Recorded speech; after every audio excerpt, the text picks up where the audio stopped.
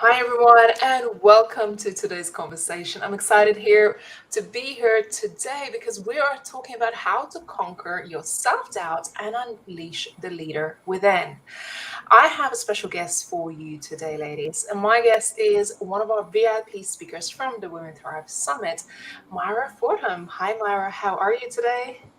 Hello, Raimonda. Hello, everybody. I'm really excited, feeling good today. Thank you. Good to see you. Where are you joining us from? I am joining you from Australia, Northern Territory, Darwin. Oh, wow. Amazing. My dream has always been to visit Australia, so I hope to visit there one day.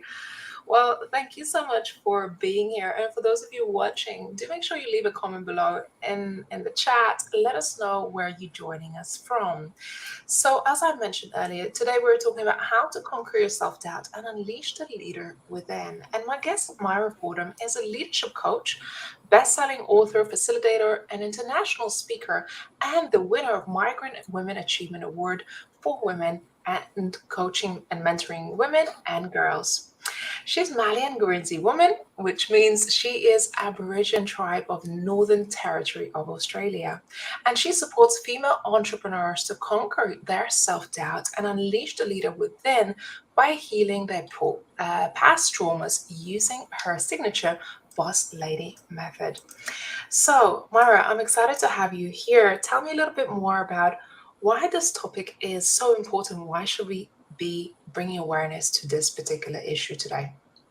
Yeah, so self-doubt is a real thing, and the reason why, we should really hone into this is because it's a real it's a real deal. It's a real thing, even though it's invisible, the self-doubt.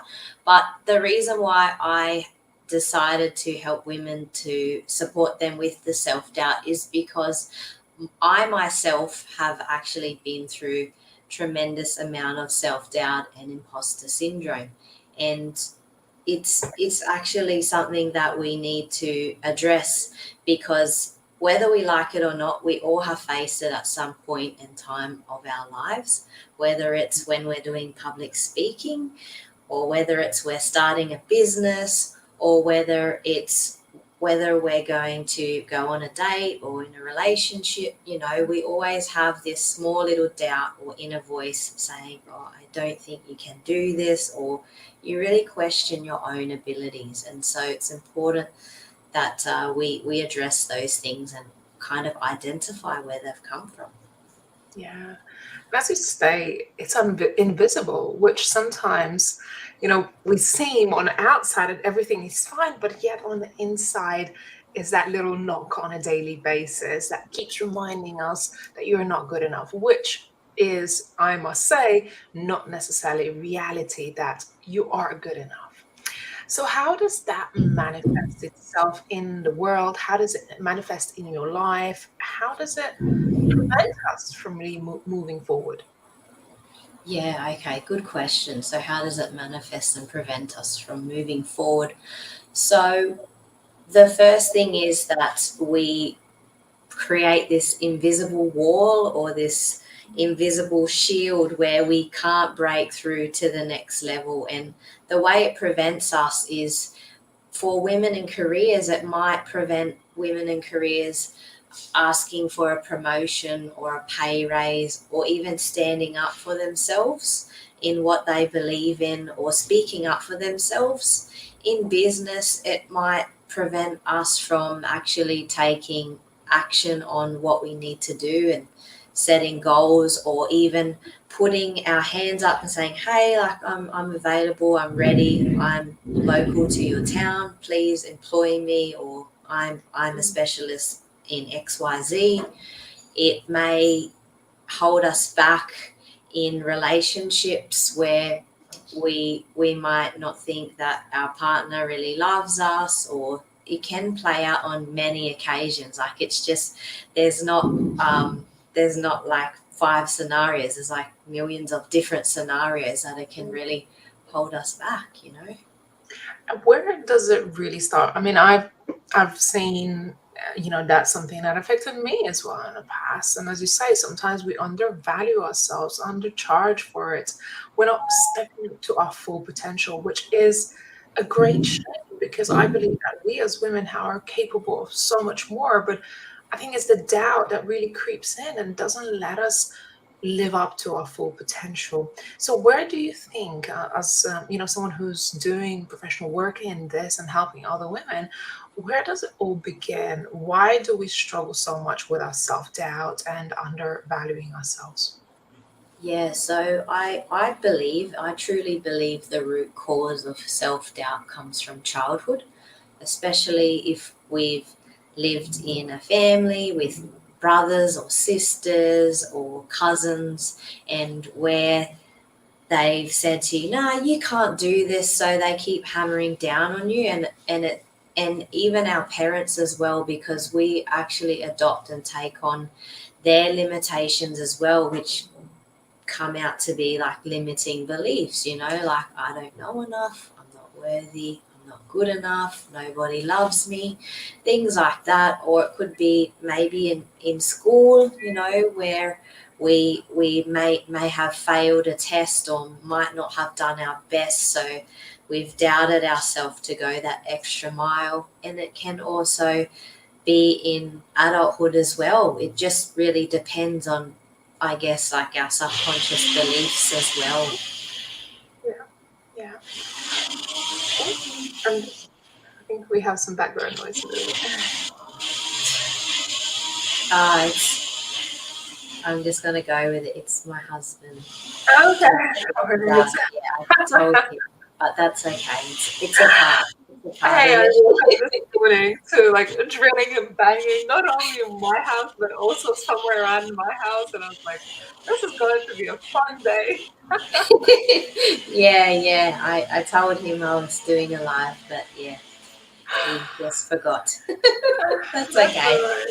right. Um, yeah, so tell me a little bit more about the work that you do with women, and how powerful this transformation can be. Because again, I've experienced it myself, where moving from having that constant self-doubt and facing myself in a mirror and hearing those voices, to actually healing the traumas that I had in order to move forward. And I know the transformation for me was just incredible. It was just like a snap of a finger.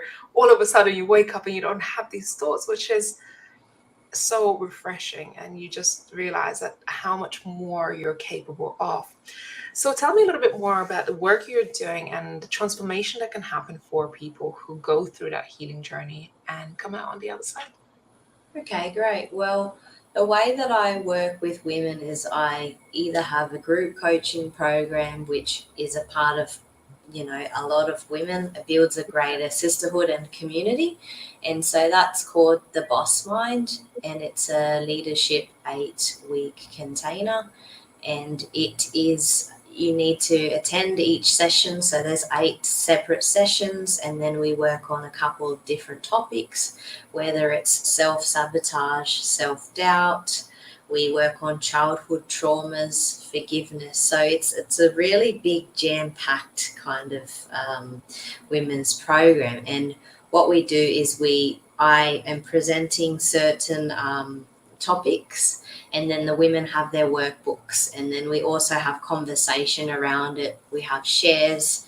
I do visualizations in there, and also meditations to reach into the subconscious mind and take out and remove those limiting beliefs and negative emotions. And so that goes for 8 weeks, and I give the women tasking at the end, so then they're able to get closer to their goals. And it's all about owning your shadow as well, and doing a lot of shadow work as well. And it's truly powerful. And I've had a lot of women already, we're in coming up to week 3, and they've said that they've had massive shifts, and even just like going back to basics and the simple side of things, like keeping it simple and not Mm. overcomplicating thing, and really addressing and identifying their patterns that are playing out in their everyday lives. really affects them, and now they're able to shine light. So what is unconscious is now conscious for them. Mm. And it's so powerful when we move from sort of hiding in our shadows in a way. I feel like when we're dealing with trauma, we almost don't want to face it. But deep down that self-doubt creeps in over and over again.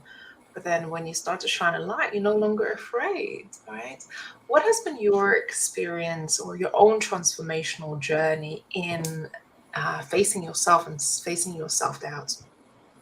Yeah, good question. So I guess my experience was, because of where I've come from, with my traumatic brain injury and having to learn how to walk and talk again, like that was really challenging for me. But I guess facing my fears, as in, like, I guess confronting people, or I guess like calling it out for what it is, and just owning up to my own BS and taking full responsibility. And I guess back before I was a coach, I was a massive victim. I was stuck in that victimhood and that victim mentality. So it Yeah. was really easy for me to blame and point fingers at everybody else, except when I'm pointing the fingers, there's three pointing back at me. So that means that I had to take that responsibility, and it was very painful. A lot of tears, a lot of snot, a lot of things, a lot of shame came up, but then you just have to release it and get rid of it and move through it. And so now, like, I know, even personally, like, no matter how much healing we do, like, there's still a never ending cycle, new things pop up. Yeah. I'm glad you mentioned shame because I think we subconsciously shame ourselves for our wounds or for our trauma. And that's another way of self sabotaging and bringing forth this um, feeling of unworthiness. How can women heal that part or not be afraid to face themselves or, face that shame that comes with that? Yeah, okay. The best way to do that is actually start to identify what patterns you actually play out, and what you do. So I guess the best kind of tip I can give to our audience is have a piece of paper and then write down the good things you do, and then maybe bad, or like the patterns that you that don't serve you, and then the things that do serve you, like habits and patterns. And then write down a list. Start on the bad side, because it always is very full. Start on that side, and then finish on the good side. And then that's how you'll see, okay, well, what kind of patterns do I need to identify? What do I need to address? And I guess once you're in a place, and I'm speaking from experience, once you're in a place of being stuck in your own way for so long, and you just get so sick and tired of your own crap, that's when you start looking for help and a solution, and then you invest for help. And you need to find somebody who you truly resonate with, that has been through the experiences, well, the stuff that you're experiencing at this point in Mhm. time. Yeah. Oh my God, I'm glad you said that. When you get tired and fed up of your own crap, you're gonna go and do something about it. It's like, yes, that part there. So as we mentioned earlier, I'm just really kind of fascinated by your origins, your background, and how that plays a part in who you are today. So tell me a little bit more. What does being Malian Guernsey women mean to you? And being from this tribal background, how does it play a part in your life today? I see. Yeah. Well, I guess the way it plays a part in my life today is that I'm proud, and that we are from Australia. We are here. This is basically our land that we share with amazing other human beings. And so, being a proud Malian Gurindji woman from Northern Territory is an honor, because I don't know the exact date, but there was a historical event in Wave Hill, Kalkarinji, which is where my grandfather's people are from. There was a event called the Wave Hill Walk Off, and it was where this stockman that was working, with the stock and the cattle and stuff, fought for workers' rights, and they negotiated a better pay and for their families because they were really ripping them off. So it just, I'm really proud of it, and that's where I guess like the first kind of historical event in the NT kind of occurred with that. And I'm still learning more about my culture from this side of my Aboriginal side, because I also have another. I've been adopted in other areas in Australia as well, so I know more about the other cultures and the other customs rather than my own, because my grandfather was a part of the stolen generation, and I'm not sure if you know about that, but in Australia is when they took away the kids from their families if they weren't really dark skinned. They took them away and took them to school and gave them new names and relocated them all over Australia. So some of these people actually don't even know who their real family is. It's been very traumatic for everybody, and it's really sad, and it's something that Australia is not very proud about. But I guess my mother was lucky enough to meet one of her father's cousins at the shop when she was in the Northern Territory, because we I was born in Sydney. And he said to my mum, he's like, "Hey, I know who your dad is," and she's like, "No, who is he then?" Like being sarcastic, and he said, "Oh, his name is this," and then my mum like was shocked, and that was the first kind of blueprint to her finding her father's people. Wow, that's incredible history that you come from, and it's something to cherish. I want to take or I wanted to hear about your personal take on empowerment, having come from this type of not just background but experience, I guess, where we haven't always had the justice, or we haven't always, um, you know, we've been taken advantage of, and different generations, and especially for women. What does it really mean to you to be in a place of leadership and to be able to lead others, really, and create difference in women empowerment? Yeah, great question. So for me, the first thing that came up when you were talking was that our past does not define our future. And I guess like the one thing that us women do is we live under this identity that we create for ourselves, whether it's I guess the women who've experienced trauma, they think that they're broken. You're not broken. Definitely not broken. Like you're perfectly imperfect the way you are. And it's just because of these unfortunate events that have made you feel disempowered. But for me, with my traumatic brain injury and my ex, assaulting me, and me having, brain surgery, my meaning after I had to go through the healing was that I needed to go through this to actually be at a higher level and serve women at a deeper level, like a really deep, dark place, because I've been there. So I'm able to hold space for them. So it just changed the trajectory of my life. And also, my belief is that my ex gave me my permission slip to success. So, Wow. yeah, so I guess for me being in that position, like I'm in a great position to talk on different topics. And what I'm known for is talking about those really yucky, icky kind of conversations that that we have to have, but we keep avoiding them. So that's, I guess, the space that I create for the women that are in my space that I work with. Yeah. It's always powerful when you're able to really speak what's underneath the surface, because in today's world we walk around wearing these masks, everything is okay and we should just accept things, but really if we have the safe space to have these tough conversations, that's where change and transformation happens.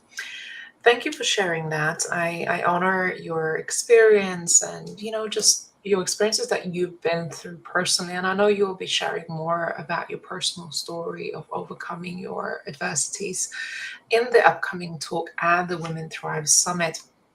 So tell me a little bit more about just the talk that you'll be delivering. Who should attend? Why should they attend your talk at the Women Thrive Summit in March 21st? Yep, okay. So my talk is how to conquer self doubt and unleash the leader within by healing the past. And the reason why you should come is because you're going to hear about my full story there, and you're also going to adopt the learnings that I've learnt. I'm going to give you some 3 tips on how to conquer self doubt and start taking more action. And I'm going to show you how, if I can do it, then you can do it. And the reason why I'm doing this is because my success is your success too. And I just want you all to thrive as well. And this, you just don't want to miss out on this opportunity, honestly. It's going to be amazing. You're going to get so much value and you're going to have many breakthroughs. And what I mean by breakthrough is just some light bulb moments. And you're going to be like, aha, that makes sense now. So that is exactly why you need to come. Beautiful. Thank you so much. And for those of you who may not be aware, that we do our annual Women Thrive Summit, which is our women empowerment event of the year. And we actually take 6 months to prepare and produce this event. This year, we have more than 50 amazing speakers from all around the world, different backgrounds, like Myra is from Australia. There are ladies from Europe, UK, United States, Canada, even Caribbean and other parts of the world. So I think you will find people who have already been through some of the experiences and able to share their wisdoms. There are decades of wisdom and experience and knowledge in the room. So this is our live event, virtual but live. So that means you can join from anywhere in the world and you can actually get to engage throughout these sessions and ask questions, because I know a lot of events are pre-recorded, but we love to have a whole live experience. So go over to womenthrivesummit.com, register for your free spot, and also make sure you share this live or share the link to our event with other people who you think may find it useful. Through our events, I like to take a holistic approach, because if we want to be successful as leaders, as entrepreneurs, business owners, or just have personal success, I believe that it's not only just learning the tools like marketing strategies, business strategies, but also doing our inner work and healing. And what we're talking about with Myra today is conquering your self-doubt so you can really step into your potential and heal some of those wounds, because that is where true empowerment and self-empowerment comes from. So I hope you get to join Myra's talk during the Women Thrive Summit. She's speaking on Tuesday, 21st of March. And Myra, first of all, thank you so much for being here and obviously being on our stage as well. I really appreciate that.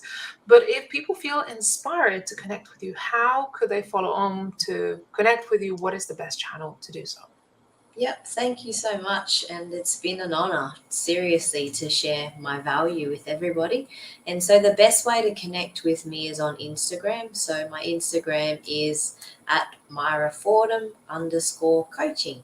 And just send me a message and share what was your biggest takeaway from this live. Yeah, absolutely. Whether it's this live or you get to join Myra's talk during the Women Thrive Summit, don't miss this opportunity. I think this could be the beginning of your transformation, because I think we as women are much more capable than we actually believe. Thanks so much, Myra. I look forward to seeing you at the summit. Thank you. Thanks, everyone. And we look forward to seeing you on another live with other guests from the Women Thrive Summit. And happy Women's History Month. Take care for now.